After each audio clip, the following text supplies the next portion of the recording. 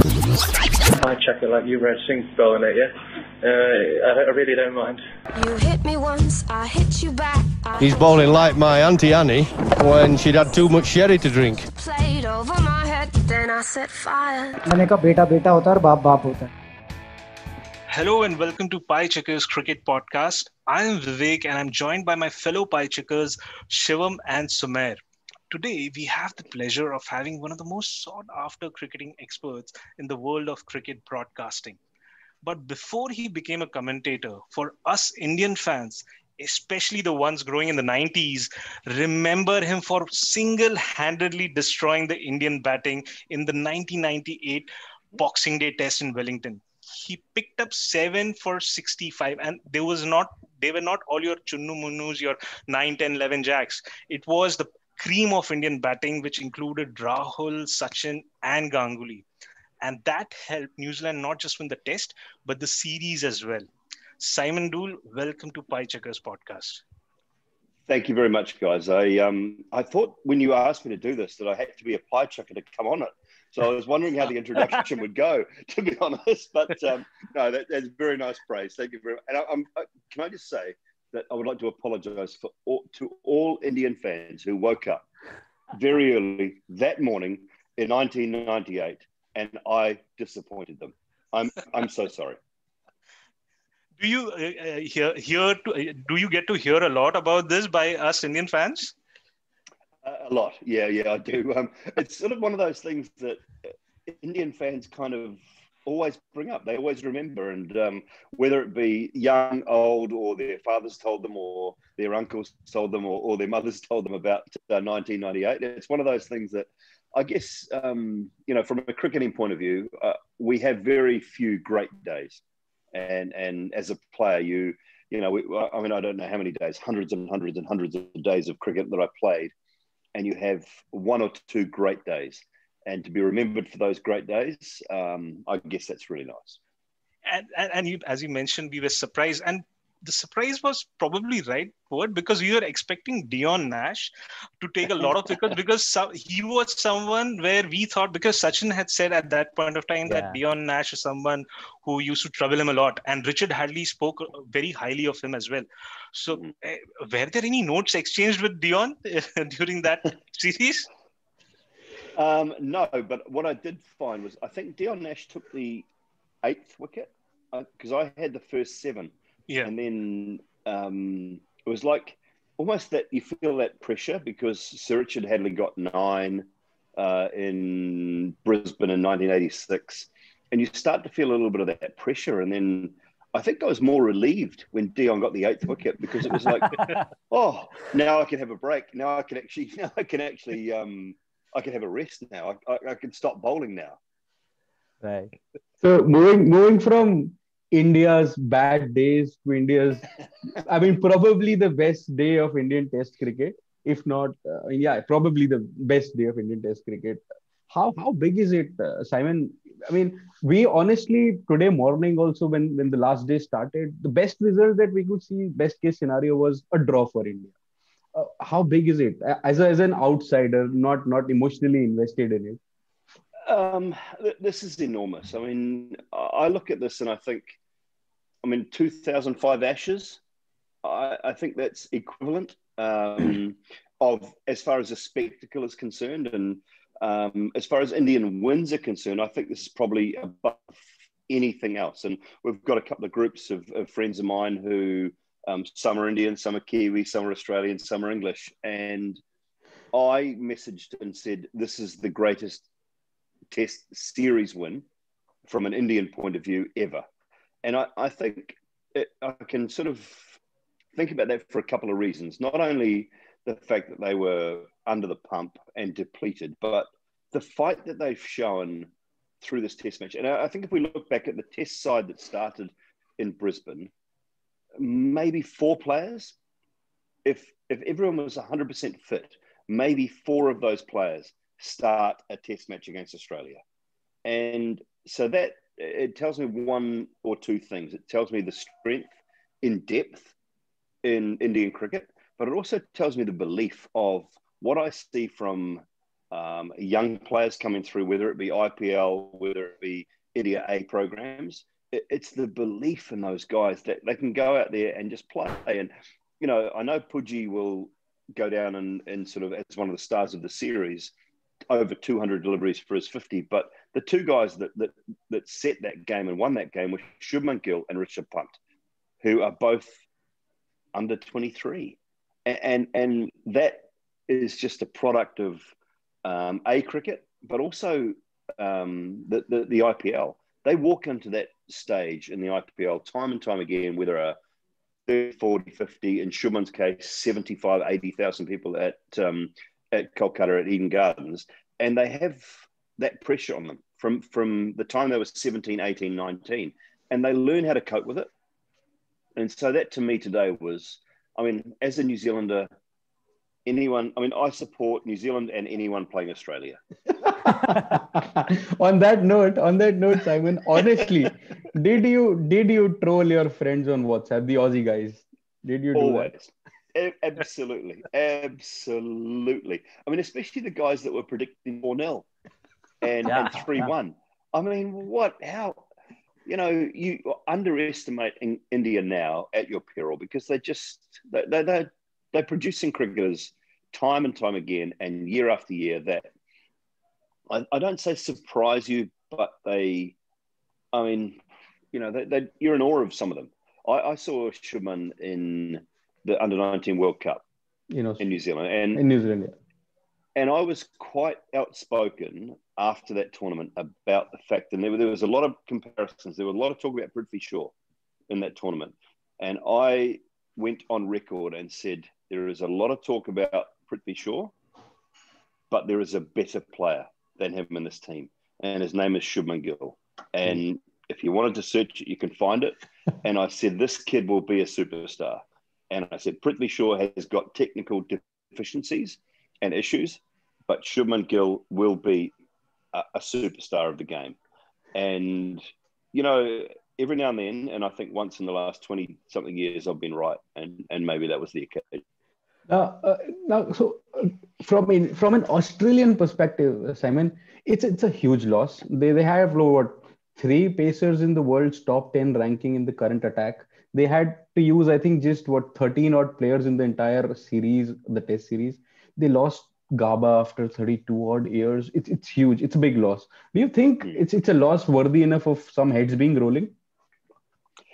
Look, I think the Australian side is probably, it has relied on some superstars. And I think we can all admit that Steve Smith will be one of the greats of the game of all time. Now, what has happened with Steve Smith, whether the ban and some of those things that I don't entirely agree with along the way, the fact that he was named in the ICC World Team of the Decade. If the ICC want to promote fair play and good cricket, then maybe Steve Smith shouldn't have been in that side. But his numbers stack up, and he will be one of the greats of the game. So I get that. Pat Cummins will probably be one of the greats of the game. Josh Hazlewood, I think, is one of the best seam bowlers going around the world at the moment. But you cannot win test matches and series with 2, 3, 4 players. So those surrounding them have just not been up to the mark. And are they led well? No, I don't think they are.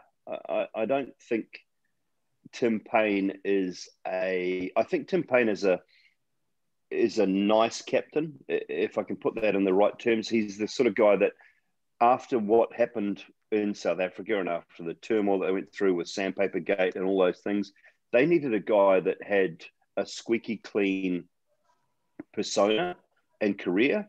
And so they found that in Tim Payne. But is he a leader? I don't know. And I don't think he leads that side or captains that side particularly well. So maybe heads will roll. Will they roll as soon as the South African series? Possibly not. But the winter might be the time for them to start to rebuild and change things a little bit. All right. Mm-hmm. So one other aspect that you initially mentioned was, the difficulty of the tour itself for India. And part of the reason, obviously, was that, people after the IPL, from one bubble went to the other. Now, we've all heard and read so much about it, but really we want to understand how difficult is bubble life, from the other side of the table. What we see from here as fans is that obviously players are well looked after, but the question really is it enough? Given in 2021 as well, I think it's going to be like this. There will be bubbles created for all these series. Do you think more needs to be done in terms of addressing the burnout and the mental distress people go through? Something like, how when the post-COVID cricket started, ICC put down some guidelines or protocols to address how to play cricket. Do you think there is a need to, for example, also address how to carry on bubble life or better ways to handle player health and motivation? Yeah, I think it's a great question because it's, I know I'm talking to the England guys at the moment about bubble life. I had a really nice interview with Johnny Bairstow the other day, and he was very open about the fact that it is really tough. And I mean, we go through it as well as commentators. I'm in Sri Lanka at the moment. We have to go through quarantine. You have to sit in isolation for 10 days. Everything that the players are going through, everyone else is going through at the moment as well. And it's a really tough scenario, but I think what's happening and what I really admire is the players are buying into it.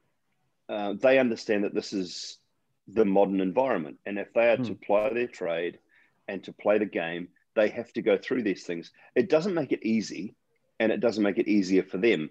And I think players will always struggle with it. And I mean, we as commentators and the crew, I mean, you think about what happens with every television broadcast. There's 70, 80, 90 people that put the pictures on your TV screen that you watch. We have a hotel full of people here, whether they be the replay people, the camera crew, the cablers, everyone that goes into putting a TV production together is doing the same thing and making the same sacrifices. But at the end of the day, we're able to work. And I'm not sitting at home with no work. So you make those sacrifices. The one thing I will say, and I think what we've seen is evidence around injuries coming out of hotel quarantine, unable to train for long periods of time, or unable to train specifically for cricket, which from a bowling point of view, it's specific bowling training. So I think what you will see is bowlers breaking down. And we have seen that. We've seen it in South Africa. We've seen it in New Zealand with Pakistan. We've seen it in Australia with India. So I think you will see bowlers breaking down possibly more often because they just cannot get the overs and the miles into the legs to produce the goods at that international level once out of quarantine. So do we need longer lead ups out of quarantine into test matches? Possibly. That's something to look at. But it's a really tough situation because we're trying to operate in COVID times as we were operating probably 2 years ago. So come out of quarantine and you're 4 days into a test match. It's just not possible. So there's got to be a balance around that somewhere. And I think injuries are probably going to play a big part of it. Right. And you touched upon it, but slightly, we'd like to maybe have a little more of your view about the broadcaster's life. You did touch upon it, but we would like to know more from you about, how difficult is it for somebody like you or the TV production? Nobody talks about them or we don't see them. That's why we probably don't talk about them. But I think there is more, sweat and so on put in. Walk us through how difficult is it for a broadcaster, a TV presenter, or guys in the back of the camera. In fact, to put it into perspective, Simon, to add to it, a batsman, he's in a bubble, he goes out, plays, gets out. He gets to sit in a dressing room probably when they're batting, right? He chills. I mean, there is some detachment from the game or mind off. But an umpire, he's there out for 8 hours. A technician, a hotspot guy, I mean, Yeah. commentators, right? You get breaks, but then you're always on the job. Yeah, and look, I mean, I don't want to say this too loudly, but the crew work way harder than we do. I mean, you know, we as commentators, we do probably 2 stints per session in the commentary crew. Our crew are working incredibly hard, and the people that bring you these television pictures, and whether it be 60, 70, 80, 90 people, what you probably don't see behind the scenes is how much hard work goes into that. The hotel staff here in Wellagama, where we are in Sri Lanka, I mean, they are all in PPE gear. We are tested every 4 days at the moment. Our food is delivered to the door in quarantine in paper bags. Yeah. We don't get to go out of the room, the hotel room.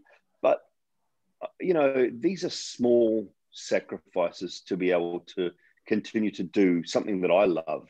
And I get to, it's a privileged position, you know, I get to talk about a game that I once played kind of okay, you know, 20 something years ago now. I mean, I retired in 99, 2000. So it's 20 years since I've played the game. So I'm no longer relevant as a player. I am now a broadcaster, I think. And so that is part of the evolution of what I've done. But I look at the players and I think, you know, the sacrifices they make as well, along with all of our camera crew and our EVS people and our production crew and even the ground staff and people that we encounter at every ground. We're all going through this for I guess for the good of a cause, for the good of being able to bring some semblance of normalcy, some semblance of life to cricket fans around the world who, for the most part, in some places in the world, are still stuck in their own bubbles, right, stuck in their own houses. And so for us to be able to provide that little bit of enjoyment, these are very small sacrifices. If I have to stay in my hotel room and order room service, it's a very small sacrifice to be able to still do something I absolutely love and be able to bring a product to a television screen that pleases, you know, millions and millions of people around the world. So right, they're small sacrifices, but they are necessary. Yeah. Well, you're humble to say these are small sacrifices. I'll tell you this, that, you know, having to do this particular routine for some time is okay, but to do this, for example, for a year is definitely, you know, going to take a toll. Now, walk us through a little about, for example, how your life has changed, or let's say a broadcaster's life has changed, for example, on international assignments, how it used to be earlier. Maybe you used to sort of like, you know, go out, for example, in Sri Lanka, go out on a beach and sort of wind down, and now you can't do it. So how has that changed? And how do you see it, for example, panning out for the rest of the year? Yeah, well, normally I would have arrived probably 2 days before the start of the test match. And I would have arrived at the airport, hotel, been pretty seamless, and done a little bit of preparation on the plane, bit of preparation the day before, been able to wander out. I mean, I've got the most beautiful beach just out there, just outside my window. And I could go down there, I could surf, I could swim, I could do all of those things. But those are things I can't do at the moment. Arriving at the airport in Colombo, from the time I got off the plane to the time I jumped in the car to drive from Colombo to Wellagama was about 3.5, 4 hours after my tests, after being completely sprayed, after having all my baggage done, all of those things. Now, normally that would be a 45-minute thing. Bags off the plane, into the car, away to the hotel. But all of these protocols around that, they've completely changed. And on a daily basis, it's we're only in our little crew when we have breakfast, masks everywhere. And you know, one thing I will say, that driving to the ground every day from our hotel, and I don't know about the rest of the world, but you know, I didn't see one person in Sri Lanka on the way to the ground without a mask on. Masks are compulsory in Sri Lanka at the moment. and there wasn't one person flouting the rules or disobeying the rules outside of their home, at their work, and whether it be the fish markets, whether it be someone sweeping the road on the way. I was really impressed with how well Sri Lanka had actually dealt with this pandemic and what they are trying to do and what the local people are trying to do. So you feel an obligation, I think, to try and stick with exactly what the rest of the people are doing. Right. And, if it allows me, I keep going back to it, but if it allows me to work and do what I love doing, then I'm prepared to follow the rules. And that's kind of what it comes down to. Interesting. Okay. Follow your passion is what I hear. I mean, and once you follow your passion, things automatically becomes a lot easier. Yeah. So switching tracks, Simon, and talking about Test cricket and especially New Zealand cricket. Now, New Zealand cricket is somewhere like we used to always think growing up watching cricket for the last 2 decades. New Zealand has always been there and thereabouts in one-day cricket. They have most of the times they have made it to the knockouts of ICC tournaments. They won in Kenya the knockout tournament, and then they got to two finals, the last two World Cup finals. But now they are the world number one in Test cricket, or they were before India kind of won today against Australia. But that was something which happened first time in their history. How has this change happened? What has led them to being number one in Test cricket? I think you defend your own patch, and New Zealand have been brilliant in the last probably 3-4 years at winning at home. Our conditions are conducive to what we have, whether it be, and I think Trent Boult, Tim Southey, Neil Wagner, if you look at their numbers across the board, each of them in excess of 200 Test wickets. The way they bowl in combination has been amazing. We have never had to produce a good spin bowler because we generally don't need them. You throw a Colin de Grandhomme into that mix at different times, and of late, Kyle Jamieson has been, probably the icing on the cake for that combination. So we know how to bat in those conditions, and we excel with the ball in those conditions. Now, if you continue to win at home and then steal 1 or 2 away wins, which New Zealand have done, Sri Lanka, we drew the series 1-1 when we lost the first test in Galle and then won in Colombo. We beat Pakistan in Dubai. So you steal those little away wins, but you don't lose at home. And I think that's been the real key from a New Zealand point of view. You couple that with, I think Southey, Boult, Wagner, all three in the top 15 or 16 in the world bowling rankings. Kane Williamson at 1, Tom Latham, Henry Nicholls, and Ross Taylor, all inside the top 15, 20 in the batting rankings. I believe we've got probably one of the best wicketkeeper batsmen in the world in BJ Watling. Don't forget about Santner. And Mitchell Santner as well. I mean, across the board, this is the best New Zealand team I think we've ever had. And I'm, I don't think you find too many arguments around that when you look at world rankings, wins at home, and the way they play the game. So that is a huge part of it. But also, as I say, just playing in our conditions. We know how to play on green pitches. Even if we lose the toss in test matches on a green surface, we find a way to get 300 and then are able to still try and dominate the opposition. And that's what's been a huge hallmark of how New Zealand have gone about their business in the last 2, 3, 4, 5 years.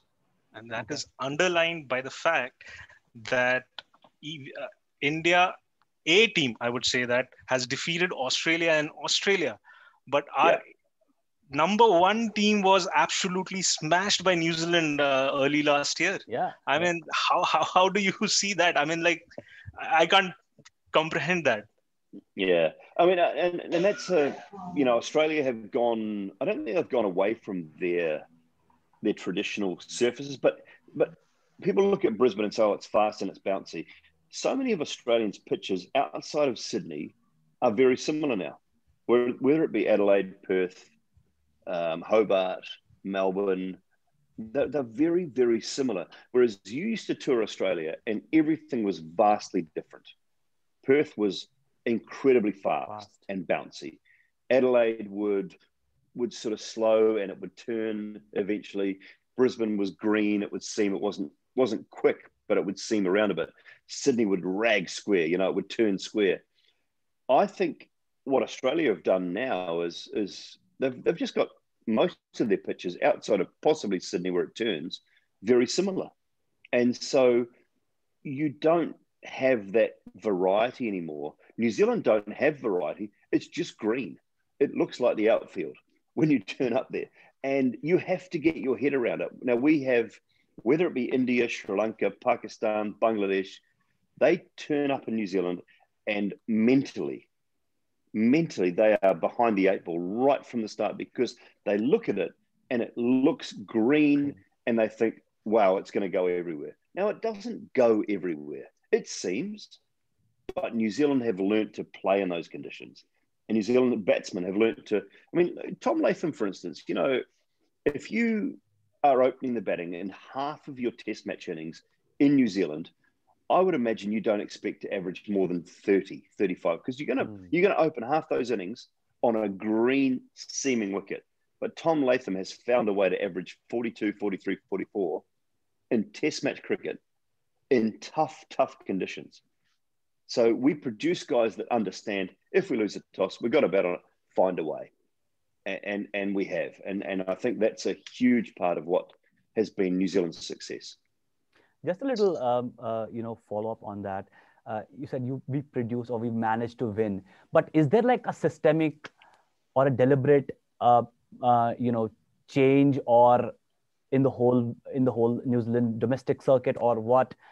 At a high level, it seems very easy to understand. Yeah, we've done well at home and we've played well at home, but how? Is there a secret? What is the secret to the sauce? The domestic game is actually stronger now than it has been for a long time.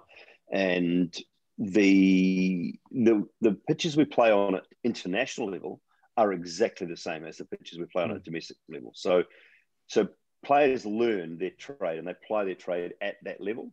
And so it doesn't change. It's no different by the time they get to the international level. So they have to figure out a way, as an opening batsman, you have to work it out. On a green pitch at first class level, you find a way. You've got to work it out. What are my shots? What do I stick to? What do I put away? What do I not play? And you go from there. So the success of the New Zealand team translate to that first class level. But what we won't probably know is until, let's say, Latham, Williamson, Taylor sort of disappear, what that next level is like. Are they good enough? Can they cope? But at the moment, we're trying to play our first class cricket and our test match cricket on exactly the same surfaces. Mm-hmm. And so you're preparing guys for the same thing time and time again, rather than saying we're playing flat ones here and we get to a test match and they'll be green. So you have to cope with different scenarios, which, that's not the case at the moment. That's a very, new insight, which if I can call that for us. So are you preparing spin pitches as well, turning pitches in your first class cricket? No. Because we never get it. and that's the shame of it, I think, as well, that we don't produce quality spin bowlers. And you mentioned Mitchell Santner earlier. Now, to me, Mitchell Santner is one of the first players picked in our white ball side. I think he's a superb 50 over 20 over bowler. Brilliant. But his best first class figures are 3 wickets. So we don't have that situation in a first class game where spin takes sort of place even on day 3, day 4. So we'll never produce, I don't think, real quality 4-day, 5-day spin bowlers. And so that's an issue when we tour, at times when we tour India, or when we tour Pakistan, or when we tour Sri Lanka or Bangladesh. Now, we've had some success with Ajaz Patel, Will Somerville winning that test series in UAE against Pakistan, but we don't tend to produce those guys that often because our pitches are not conducive to it. So it's not something that we probably encourage. But on the flip side of that, we win with our seam bowlers. And so why would we change that? And that too without, I mean, maybe with some influence from Daniel Vittori, who's, sort of at the helm, without, horses for the courses. Yeah. I mean, Dan was I played in Daniel's first test match, his debut test match. And I think we're going to England in 1997-98 in the series there. He was a 72 kilo scrawny little school kid when he made his test match debut, but he found a way, and he was brilliant. And he wasn't a big turner of the ball, but his flight and his variation of pace was phenomenal, and that's what made him so successful. And then he ended up being a very good batsman as well, picked up 6 test match hundreds along the way. So he turned himself into a genuine all-rounder. So he was picked because, yes, he was a brilliant left-arm spinner, but he also, batting at 7 or 8 in that side was such a vital cog from a New Zealand point of view. And one of the other things why people are looking at New Zealand, if I have to say, is like in cricket, like in life, people say good guys don't finish first, right? I mean, like, you got to be a bad guy. And there is a reason why people probably looked up to Australia, because they were tough, ruthless. They will get your mental disintegration, which Australia were very high on, or are still high on. But New Zealand is not that way. I mean, they have found their way, as you have called them. They have said we can be good guys and can still be the best at whether it be ODI or Test match. Yeah, and that goes back to Cape Town in, gosh, I'm trying to remember the year now, but we were bowled out for 46 in Cape Town, and Brendan McCullum was captain. And post that game, it was a really big turnaround in New Zealand cricket, where he talked to management and in turn went to the players themselves and said, listen, this is not us. This is not New Zealand cricket. This is not the way we want to be remembered. And this is not the way we want to play the game. We don't need to pretend to be Australia. We don't want to be like England. We don't want to be like India. Let's be New Zealand. Let's just be ourselves. Let's find a New Zealand way and let's embrace it. And that way, sort of, it kind of changed the way New Zealand cricket approached everything. And I think from there on, if you go to the Phil Hughes incident in the UAE, where New Zealand were probably at the forefront of leading the non-appealing, that way they played that test match in the UAE at that stage, there was a lot of people who felt, and I think embraced, the way that Brendan McCullum captained the side, the way he wanted to be, and the way New Zealand cricket started to play their cricket. And then that led through to that 2015 World Cup.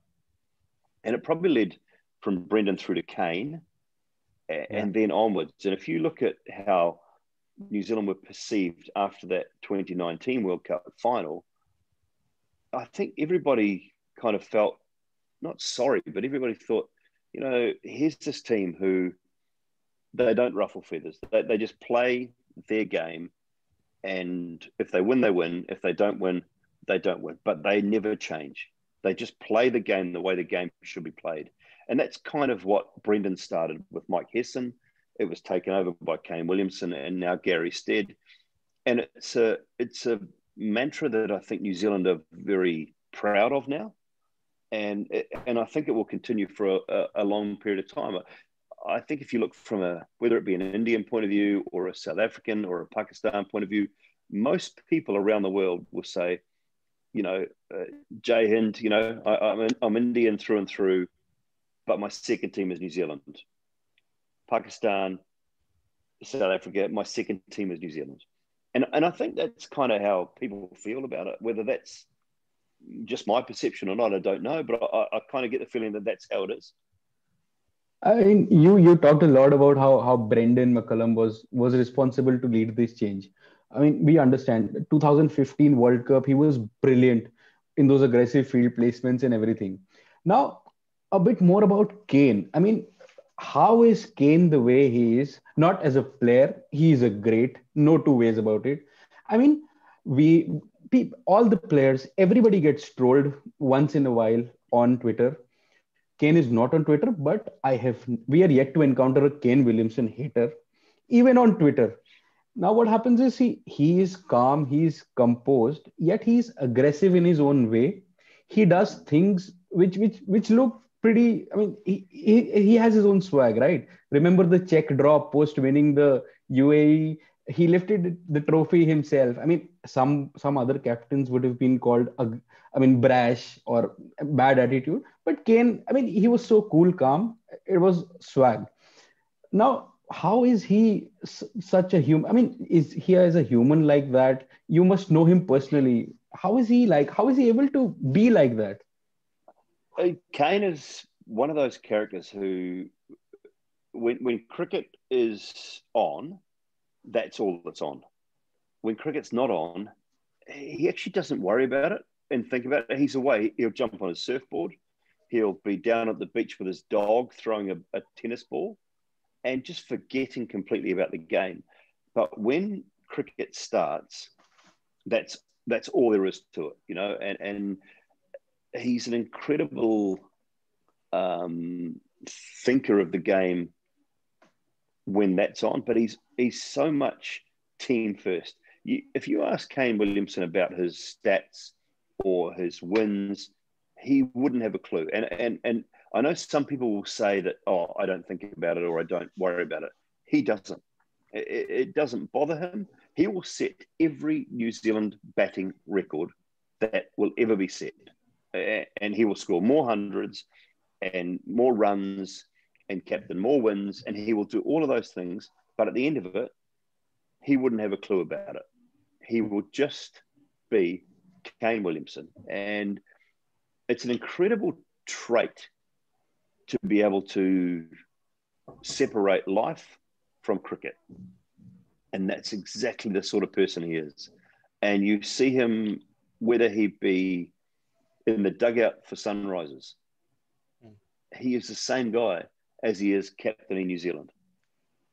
And for a player of his ability and his sort of stature in the world game, to sit in a Sunrisers Hyderabad dugout and accept that the team dynamic doesn't need him, or he doesn't fit the team dynamic at the moment, but still to be able to offer everything he possibly has, is just a testament to the guy. I mean, you know, he doesn't play golf. He doesn't do a lot of the things that cricketers do. He just goes in the ocean, and so he puts this wetsuit on, and he goes out to the middle of the ocean in Mount Maunganui, and people don't recognize him. And he absolutely loves it because he can be himself, one with the ocean, and search for a wave or two to surf. And that's kind of who he is.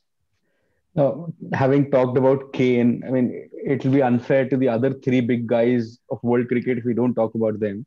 So, based on not a format, not a T20 test or an ODI player, based on overall cricketer, how would you rate the big four? Now that Joe Root has a 200 now recently.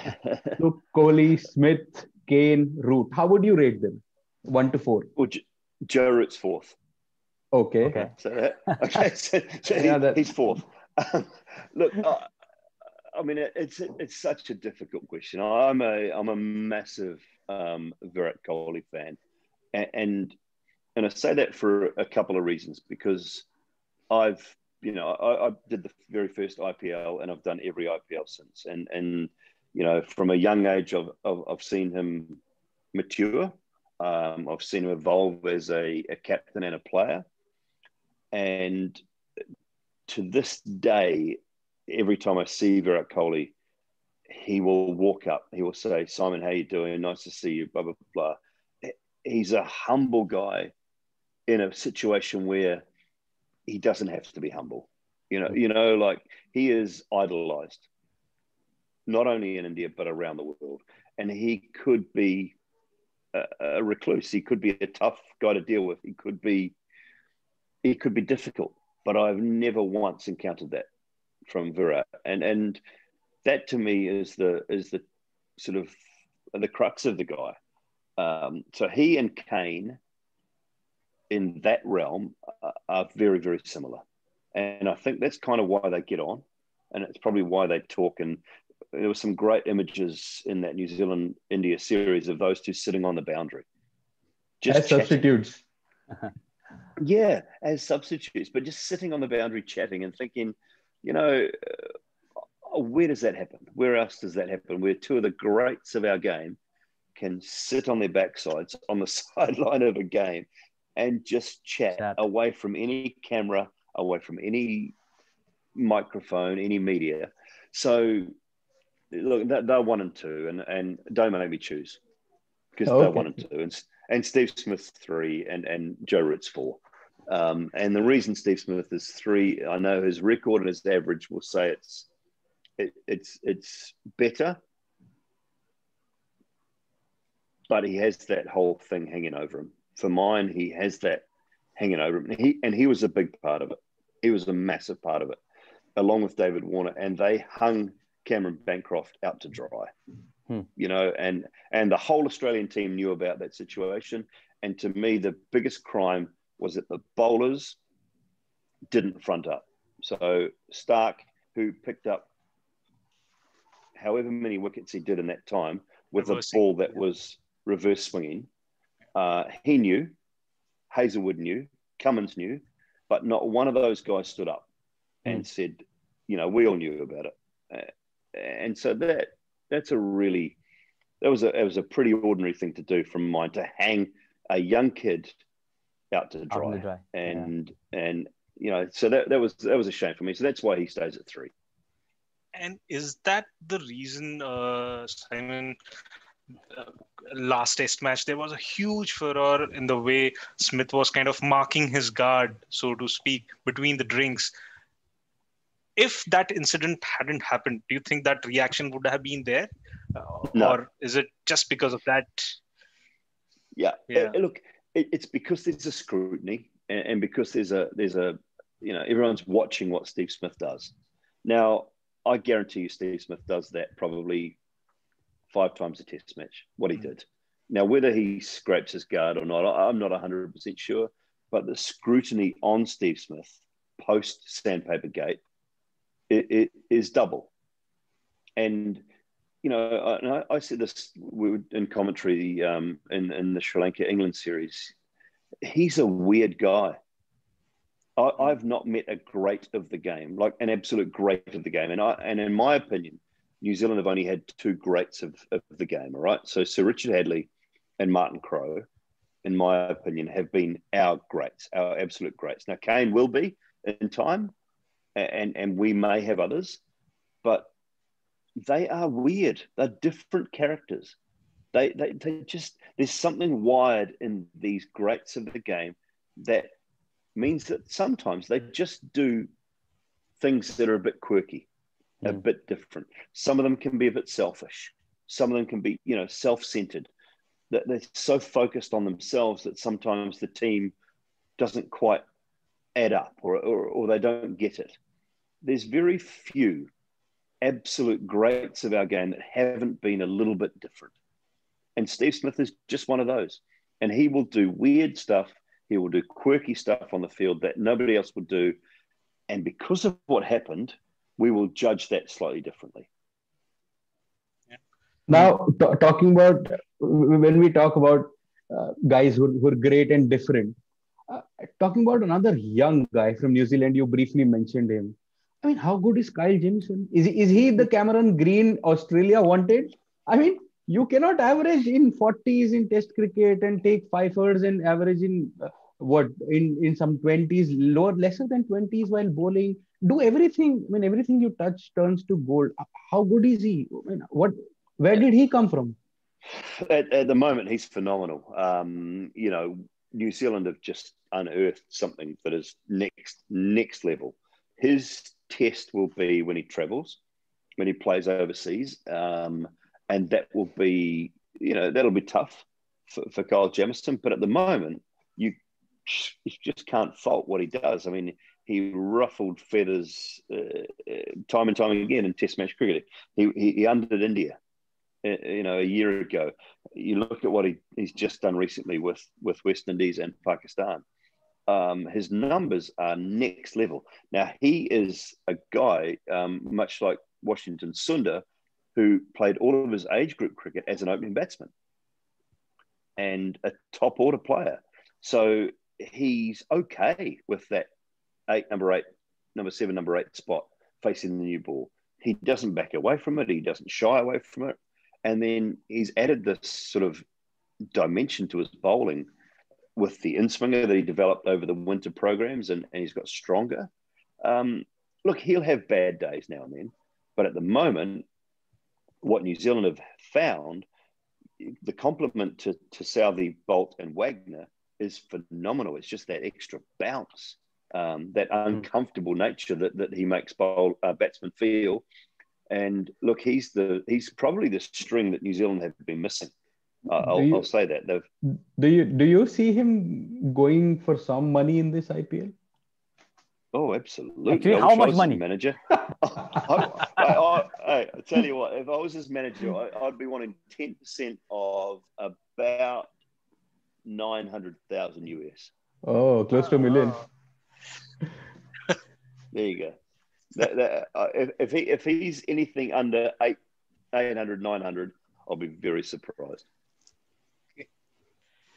Okay. So on a different topic, Simon, and forgive me if it touches a raw nerve, 2015-2019 World Cup final, which was the bigger loss to take? Because 2015 was at home. 2019, probably, maybe England were the favourites, but just the manner, how the cricket played out. On the day, yeah. Yeah, I mean, which was the bigger heartbreak, if I can ask that? I will say I didn't expect 2015 to go away. I was there, interviewed the Michael Clarke and walked out to the middle with Michael Clarke and Brendan McCullum, did the toss. I didn't expect 2015 to go away.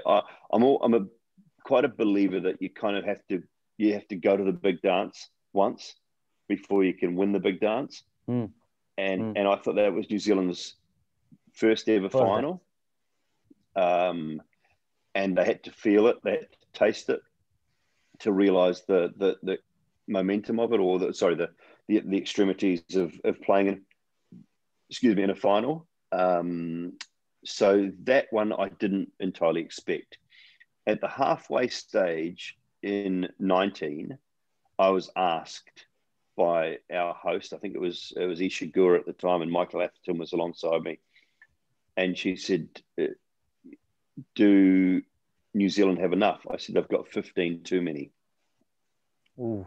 I thought we had enough runs on the board, because I just felt that the pressure on England to win that final was enormous. It was immense. And, in the end, the Ben Stokes incident, it probably proved that New Zealand they should have won that game. And what transpired was just freakish. We'll never see it again, I don't think. But New Zealand will go down in history as playing probably the most memorable final of a World Cup of all time. And I don't know whether it'll ever be beaten as the most memorable World Cup final ever. Absolutely. Sorry. We didn't win it, but hey, I'm guessing that you guys were all yelling for New Zealand at that stage. Absolutely. And yeah. I'm guessing 90% of the world was. Absolutely. And in my mind, England has still not won the World Cup. Yeah. For me, it is New Zealand. So that's how it is. Yeah. Changing tracks again, Simon, we mentioned about the Stephen Smith incident. There is a thought that probably, and this was discussed among the experts, briefly mentioned by Harsha as well, if I can say that probably the furor was more to do with capturing the eyeballs, because there is so much of stake in terms of broadcasting. Probably it was played up to get hold of the eyeballs. Is that something which happens often, or how is it played out? Well, from a broadcaster's point of view, you want those moments. You want to capture those moments that a watcher, a viewer will say, "Oh, that irks me. That I'm angry now. I've got to watch. I've got to tune in now because I want to see what happens with Steve Smith, or I want to see how it plays out." So, from a broadcasting point of view, that's everything you want. You know, you want controversy. You don't want to watch something that's bland and boring.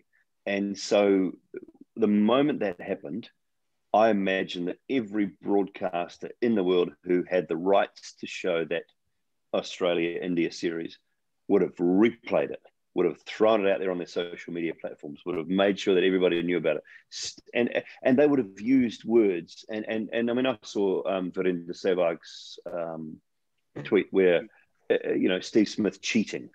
I mean, please, I love Viru. Viru's a great man, but cheating, please, when you use words like that, you encourage people to jump in. So you make a spectacle of it and you draw eyeballs to what is going on. And that's exactly what you want. From a broadcasting point of view, it could not have been better than an Indian legend saying cheating or someone saying that's wrong. That's what you want. So that's gold from a broadcasting point of view. Now, from a broadcasting point of view and from a player's point of view, Simon, you talk about these big moments. Now, another topic has been recently, we've heard a lot of stump mic audio. I mean, in this series also, there were overs where the broadcaster would ask the commentators to stay quiet and let the stump mic go on. So, I mean, should it be on? Should it be loud enough? I'll tell you why I'm asking this is because in Big Bash also, we've seen that players have gotten fined for heard obscenities at times. Mm. Now, when you are turning on the mic, players are pretty cautious of it. And it does it take the naturally aggressive player? I mean, does it mellow him down? It takes away from him. I mean, it happens in the heat of the moment. We all understand that. So what is your opinion on the stump mic thing?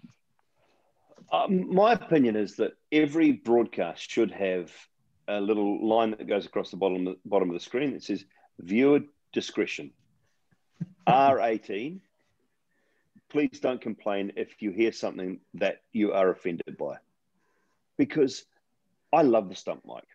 And I want players to be natural. I want players to be real. And I want those... I mean, it does add to the broadcast.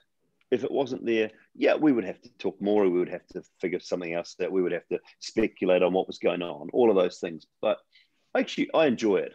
The players know that the stump mic's on. Don't get me wrong. They know. But sometimes they don't forget, just the moment takes over. And if the moment takes over, and you hear something on the TV that you think is slightly offensive, don't be offended by it because that's why you're listening. So I'd say run a little scroll along the bottom of the screen that says R18, please don't be offended by anything that's said and please don't complain. Because you choose to turn the microphone up or you choose to turn the volume up on your TV. Just accept it for what it is, and off the field, these guys they'll have a lemonade or a beer or whatever they might have, and they'll be okay with it. So why should you be offended by something the bloke in the middle who is having it said to or said about that he's not offended by? Probably we can have, I don't know how feasible it is, but probably we can have a different stream where it is the stump mics are on. Where it is, and that is under parental control. And not to undermine you commentators, we love listening to you guys. Now that we have digital platforms, I love that idea. I love that idea. Maybe just we have an R18 commentary where you have to subscribe. Where we can say anything we like. Yeah. And you can have a go on your Aussie commentators there. Yeah, absolutely. And you can have more of those moments where people or commenters can feel more at home in actually saying what they want to say and not having a screen over their faces and voices. Yes, exactly. Now we're in the digital world. Brilliant. Might as well be possible in a few years. So talking about commentating so. and the life of it, we of course, I personally as well loved growing up listening to you, hearing you and so on. Who do you enjoy listening to? Present or past? And if I may ask this as well, who do you enjoy commentating with? Also, who's the best to talk with? I mean, I think you probably know the answer to the past. Look, Richie Benaud is probably the greatest commentator that I've heard. I grew up listening to the Channel 9 commentary team, and to me, Richie was what sort of epitomized that Channel 9 commentary team. So he's at the top of the list as far as past is concerned. If I was to pick my commentary team right now as to work with certain people, certain gentlemen, I mean, there's always three that stand out to me. Ian Smith, who was my mentor, who I think is just right at the top of the list. I mean, not only has he taught me a lot, I've absolutely loved commentating with him. I think he reads the game unbelievably well. His voice, his knowledge of the game is right up there. And he's, I mean, Ian's been through the Channel 9 system as well. He's commentated with Sky in the UK. So he was sought after for a long, long time. So Ian Smith is one. And I'm going to stick with the same theme because Ian Bishop, who I absolutely think is again, at the top of his game. One of the guys I would have on my commentary team every day, every week, whether it be 2020 Test match cricket, knowledge, research, everything to do with the game, whether it be from the under 17, 19 level through to Test match cricket, absolutely phenomenal. And Nasser Hussain, I really enjoy Nasser's insights and just the way he obviously been a former England captain, the way he articulates it and sort of the way it comes across, and I enjoy listening to it. So if I'm part of it, if I'm allowed to sort of throw myself in that part of it, there's myself and those three, and we could commentate any game you like.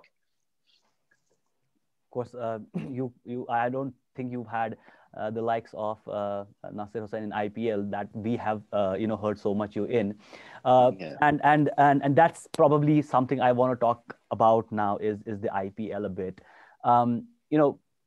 IPL versus the rest of the T20 tournaments don't even, for example, bat the light in terms of the viewership, in terms of I would say a lot of exciting cricket as well. Big Bash League maybe comes second to it, but IPL I think stands out still. Now, in terms of how it has helped Indian cricket, we can talk about it, but definitely not in terms of, for example, helping India win World Cup in T20s.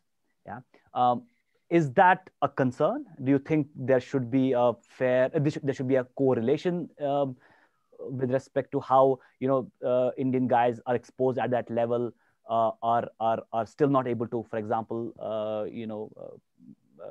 win World Cups apart from the first edition ever? Or are we actually calculating this whole thing wrong? Should we look at, for example, some other ways of contribution as to how IPL helps Indian cricket as well? I think we saw a great example of how IPL has helped Indian cricket in this recent Test match with Australia. Exactly. Yeah. And it's not always going to be down to T20 cricket or one-day international cricket or white ball format. What it comes down to in a massive part is exposure to pressure situations. And I look at what happened in the recent test match. Shubman Gill, again, exposure through Kolkata to pressure situations means that he walks out to the Melbourne Cricket Ground, the Brisbane, to the Gabba, and he doesn't feel the pressure. He doesn't feel overawed by the situation because he's played in front of 80,000 people at Eden Gardens. He's played in front of 50,000 at Wankiti Stadium. He's played in front of the most vociferous 28 or 30,000 at the Chinnaswamy. It doesn't overawe him because he's been through that situation under pressure. And to me, look beyond just 2020 cricket, look beyond 50 over cricket and see what you're developing at the moment.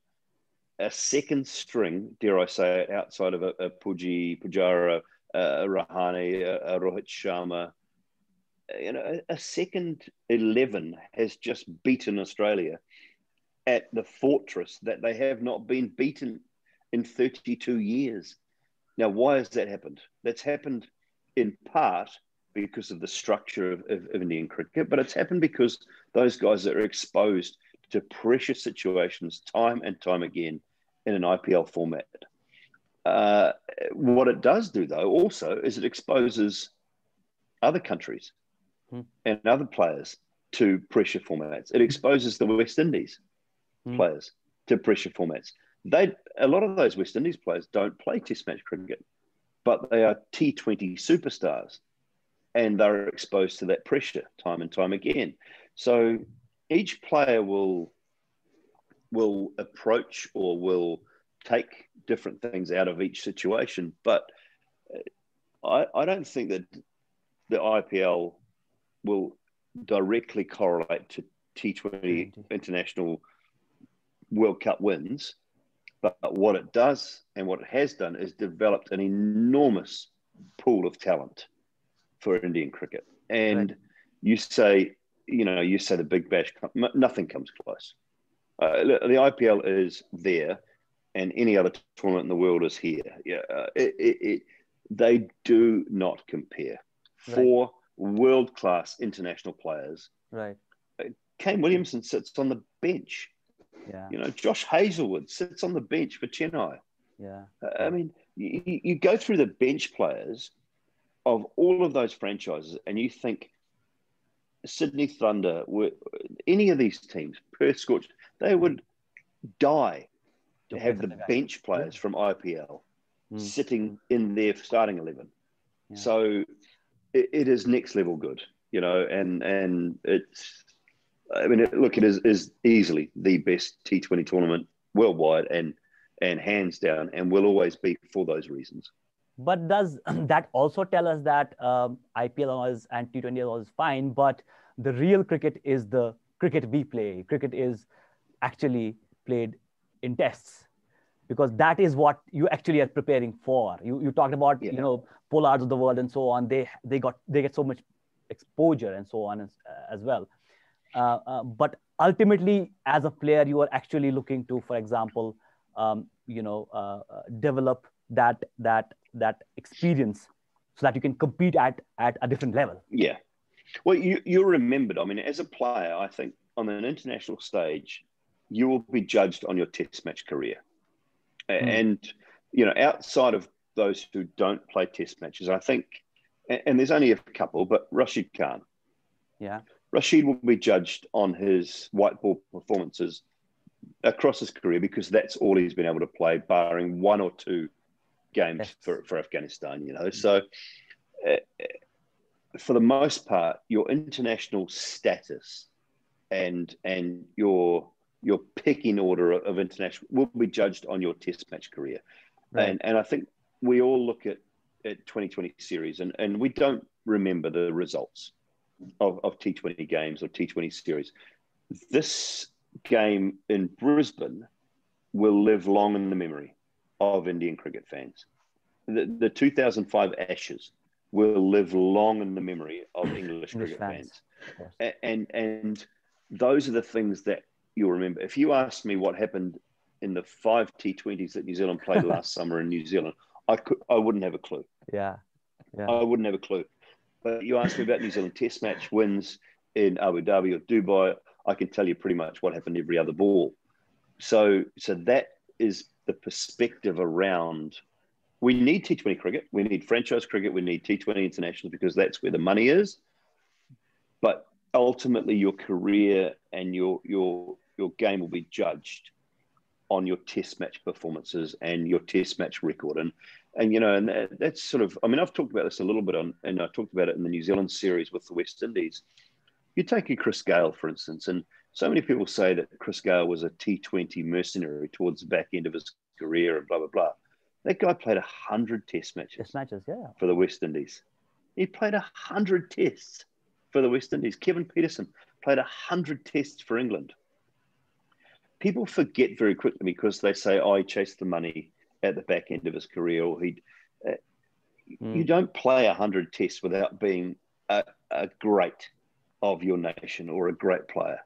And so look at those numbers before you judge people around where they're at. And as I say, I think tests will always be the barometer, but there's still room for great T20 players as well.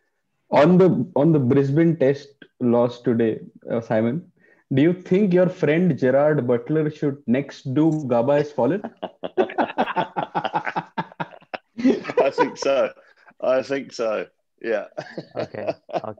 Right. So the intensity of the tests being played and so on. Now that is actually a very good segue for my next, I think a topic now or what is the World T20 Championship? World Test Championship. Brother. Sorry, World Test Championship. Sorry. Too much T20. Sorry. Now India is with the win today, number one. Very good percentage as well. Will probably not change because now England is coming into India and a win is expected. Probably. Now Australia and New Zealand are close number 2 and 3. How do you see this number, let's say the second position panning out? What are the chances for New Zealand? Do you have something to share with us about your experience or any insights about what might happen, especially maybe from New Zealand's perspective? Yeah, the hard thing for New Zealand now is that they don't play any more Test matches, so their destiny is in other hands.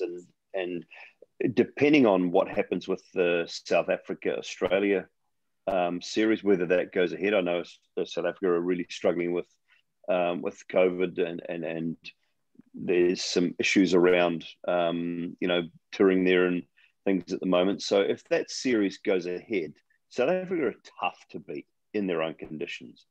And you would imagine, or you would kind of hope from a New Zealand point of view, that Australia won't be able to improve their percentage from this point onwards. I see an India-England series being probably a 2-1, maybe one draw, 2-1, 3-1. England might be able to salvage a draw at some stage, but I see it being a 2-1 or a 3-1 series. So England, I can't improve their ranking much at all. So, I think in all fairness, a New Zealand-India final at Lords would be probably the best result for all of us. The semi-final awaits. Yeah. Simon, the semi-final awaits. Don't forget. The last thing I want is a New Zealand-England final at Lords. I don't need another one of those. But don't forget, the semi-final revenge is still awaited. So India-New Zealand will not be small. Well, we'll just get a DRS on Virat again. It'll be hitting the top of leg stump, and everything will be okay. Umpire's call, barest of margins. Trent Bolt down the hill. It'll be okay. It'll just clip the top of leg stump, and all will be okay. So before we sign off, Simon, one last question. We have been following New Zealand cricket. Apart from Kane, is there anyone else in the pipeline whom should we look out for? and something we should kind of keep an eye on for the next World Test Championship? I'll give you two names. You probably saw a glimpse of a guy called Devon Conway in the T20 internationals against Pakistan. He is destined to be an incredible player at the international level. I think he's got all the attributes to be a quality international batsman. And there's a young kid called Finn Allen who is opening the batting at the moment at domestic level. I think he will open the batting for New Zealand in the next 2 or 3 years. So, keep an eye on Finn Allen. Devon Conway will play in the T20 World Cup, I think, this year. And if I can throw one more really speculative name at you, there's a young Māori boy at Northern Districts called Kartini Clark, who, again, has got all the attributes to be a quality top-order player. So, keep an eye on those lads. Bowling point of view, there's not much I can sort of think of at the moment that is going to set the world on fire, but there's a couple of young batsmen I think will be pretty good in the future. Sure. And it is duly noted, and this will be passed on to BCCI. And with that, thank you so much, Simon. You have been extremely gracious in accommodating us, unlike how you were in 1998. I'm finally thankful that I've been sort of deemed a pie chucker again. I mean, it's warming my heart. Thank you very much, guys. Thank you so much. Thank you for your time and all the great insights. Thank you. Cheers, and much love to everyone in India. Thank you so much, Simon. Thank you. Bye. I check it like you read Singh bowling it, yeah? I really don't mind. You hit me once, I hit you back. He's bowling like my Auntie Annie when she'd had too much sherry to drink. Played over my head, then I set fire. मैंने कहा बेटा बेटा होता है और बाप बाप होता है.